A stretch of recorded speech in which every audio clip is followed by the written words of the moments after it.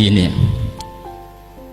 Jadi dalam disiplin ilmu yang dikembangkan di pesantren itu sebetulnya kalau pakai ilmu logika maupun sosial apa saja, baik sosial ilmiah maupun sosial budaya, kita ini jauh lebih unggul ketimbang tradisi mereka.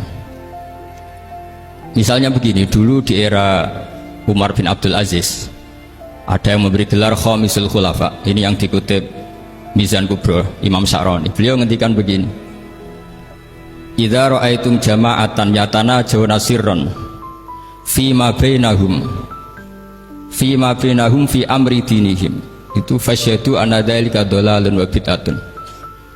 Jika kamu melihat satu komunitas tertentu yang bisik-bisik agama tapi di grupnya mereka sendiri tanpa melibatkan kelompok lain yang mungkin a'lama minhum, lebih alim, maka itu sesat, dhalalun wa bid'atun. Sehingga dulu itu sudah ada tradisi konsensus ilmiah. Konsensus ilmiah ini diputuskan oleh konsensus yang min ahlil ilmi. Sehingga orang yang tidak ngalim itu ya konangan. Kalau sekarang nggak pati konangan, tahu-tahu ada orang nggak jelas juntrungannya punya majelis tafsir yang bisa saja cindil tikus itu halal.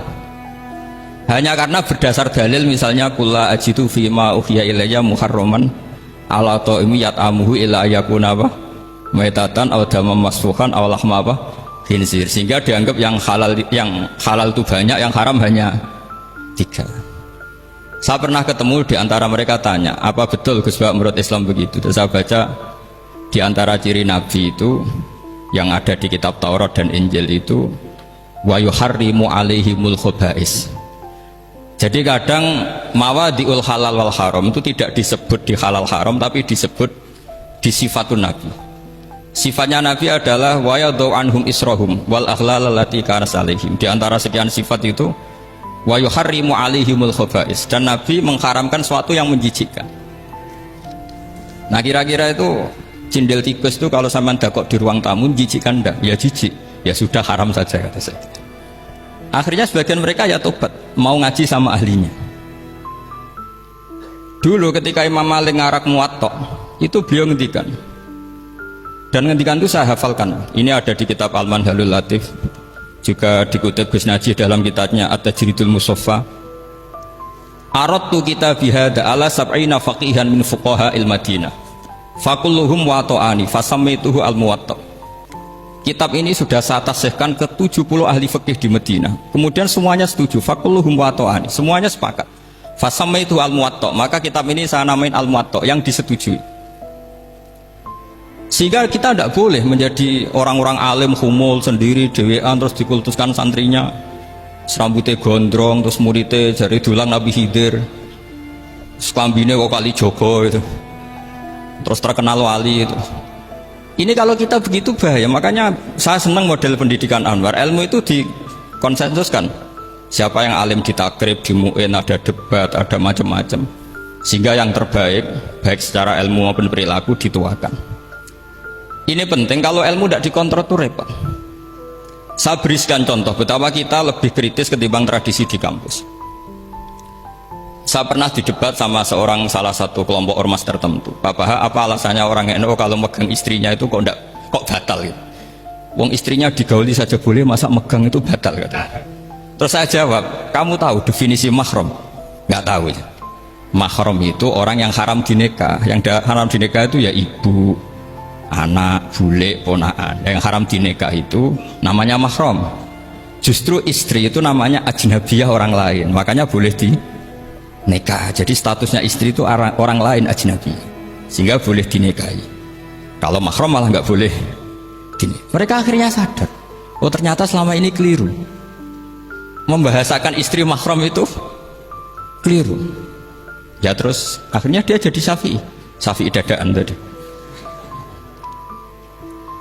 Pernah juga ada seorang kiai yang kepikiran mau mengharamkan atau menganggap ada fidah kalau orang haji itu rokok. Rasanya kalau kata pakar-pakar Kuwaitar itu cengkeh itu wangi. Kalau cengkeh wangi berarti kalau haji rokok itu artinya pakai apa? Wangi. Itu hampir saja deal. Karena ya memang cengkeh itu wangi. Kemudian diingatkan sama kiai yang lain, Anda berani fatwa kalau orang Jumatan sunat ngerokok karena pakai pewangi? Terus, wah iya ya, enggak jadi. Jadi ini pentingnya ilmu itu konsensus. Sehingga saya bicara di sini pede bukan karena saya merasa benar, enggak, kan nanti ada yang nasihin. Kalau benar ya sampean dukung, kalau salah ya tinggalkan saja, biasa saja. Karena kalau sampean sama-sama tadi saya sudah bilang tahta topkotin wahidah, kita tahta syaihin wahid, tahta mursyid wahid. Saya pikir ilmu saya dan sampean ya undah-undi lah. Kita beda jauh kan dengan Gus Naji karena beliau alim, bisa ngarang kitab banyak. Kalau saya jenengan kan ya sama-sama nggak jelas gitu ya, sudah pokoknya santai-santai saja. Pokoknya rileks saja.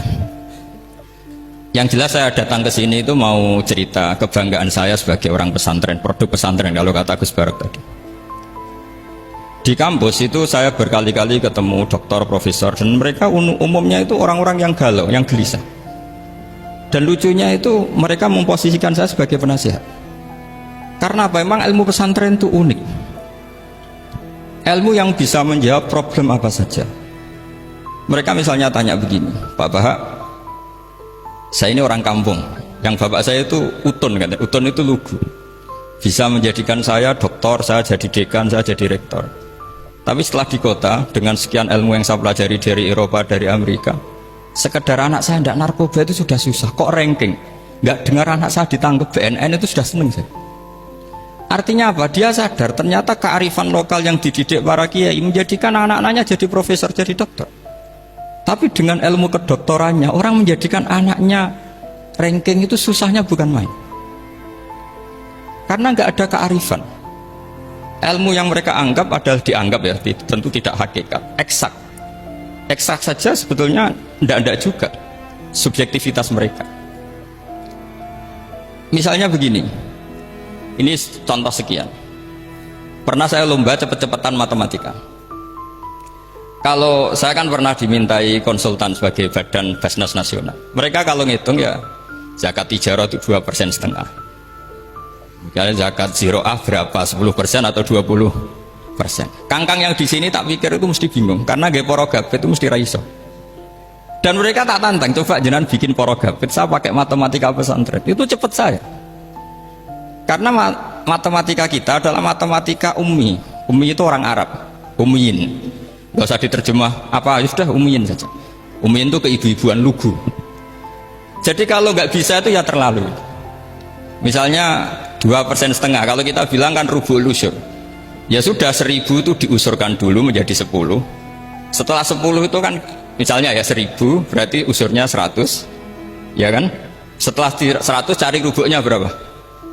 25. Berarti setiap 1 juta 2,5% adalah 25. Mereka masih garap porogabit, saya sudah cepat 1.000 usurnya 100, rubu'nya 25, namanya rubu'ul usur. Begitu juga misalnya kita punya aset 100, nisful usur, usurnya 10, nisfunya berarti 5. Itu rasa porogabit cepat ketimbang sampean porogabit 2,5% kan suwi. Terus dia tanya, Pak matematikanya kok cepat? Dapat ilmu dari mana? Pernah kuliah di mana?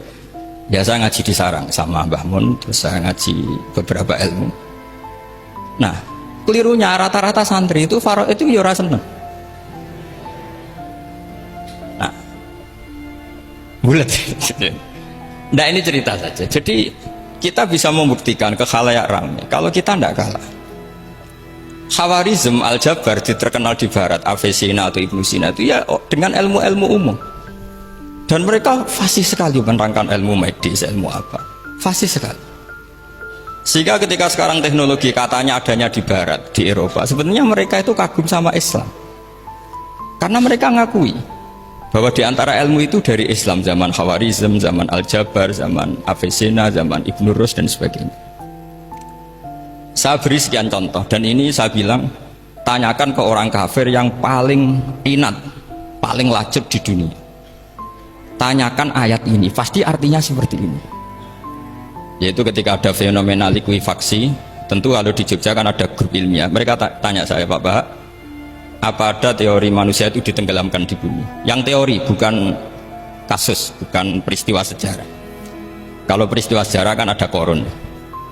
Saya ditanya gitu terus saya jawab, Aamin tuman fis sama ayakhsifa bikumul ardo fa idza hiya tamur.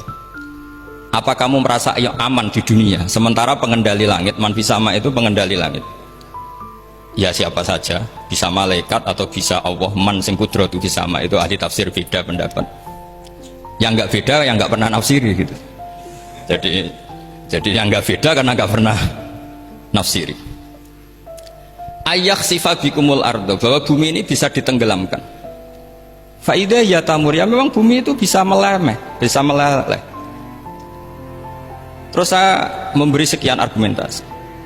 Kalau kamu katakan justifikasi ilmiah karena kadung Islam dan kadung pegangan Quran, mungkin Anda akan bilang saya ini justifikasi, nyari pembenaran secara syariah. Tanyakan ke ahli lughat yang non muslim, maknanya ayat itu tetap seperti itu. Begitu juga misalnya ayat wal ardi dzatis sod, dan bumi yang berkarakter bisa retak. Sodun itu retak. Dulu kita hanya punya contoh, misalnya biji-bijian jagung yang lembek, yang lemah, dan bumi yang keras, atau ketela atau bengkoang itu. Ternyata dengan segala kelemahan ini, biji-bijian ini bisa merekah, dan buminya yang ngalah memberi ruang. Dulu ulama hanya nyontohkan tadi, misalnya kalkhinto apa saja yang bisa bumi mengalah dengan proses tumbuhnya tanaman. Tapi itu kan qaulul mufassir. Kenangan saya ngaji ya, makanya saya bangga sekali sebagai murid beliau. Saya memberi gelar beliau al-faqih al-mufassir.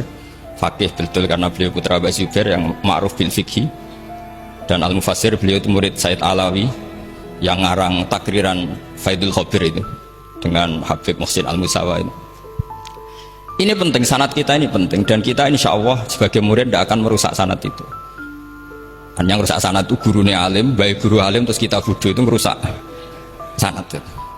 Saya masih ingat didawi Mbah Mondo, wong jagoan rusak sanad. Ibnu Hajar Al Asqalani ngalim-ngalimi wong, di murid Zakaria Al Ansori. Beliau di murid Ibnu Hajar itu. Terus di murid Fathul Mu'in. Jadi kiai nak di murid ngalim itu yo isin. Nah kita berlomba-lomba supaya gak ngisin-ngisinin Allah kiai.